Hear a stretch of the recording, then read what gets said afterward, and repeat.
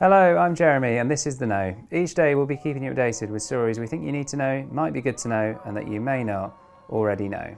The leaders of the G7 have gathered in Hiroshima for their annual political forum discussing global issues and agreements. On Friday, Rishi Sunak joined Joe Biden and their counterparts to pose for the traditional G7 family photo of leaders. The G7 summit consists of the UK, the United States, France, Germany, Japan, Canada and Italy, who account for almost half of the world's net worth and are massively influential in global affairs. The EU is an enumerated member. This year, Japan is hosting the annual gathering between the 19th and 21st of May, where Ukraine is high on the agenda to be discussed. President Volodymyr Zelensky is expected to address the G7 leaders on Sunday. Prime Minister Rishi Sunak arrived in Tokyo for the summit on Thursday, where he received a Guard of Honour from the Japanese Navy before he spoke with business leaders in the capital. Later in the day, the PM held a bilateral meeting with his Japanese counterpart Fumio Kishida, where he thanked the Japanese Prime Minister for welcoming him and for the strong relationship that the two countries have. Fumio-san, it's a great pleasure to be here in your hometown. Thank you for welcoming us.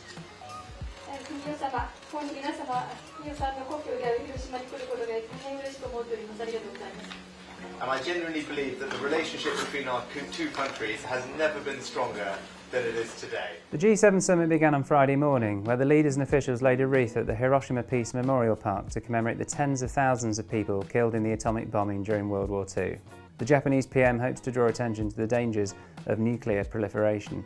At the summit, new sanctions were announced on Russian diamonds, which are worth around $4 billion in exports. Rishi Sunak said, "For the sake of global peace and security, we must show that brutal violence and coercion does not reap rewards. As today's sanctions announcements demonstrate, the G7 remains unified in the face of the threat from Russia and steadfast in our support for Ukraine." The G7 meetings have led to important agreements and discussions in previous years. In 2021, the leaders agreed on a global minimum corporate tax rate of 15%, and in 2022 issued a statement of support for Ukraine.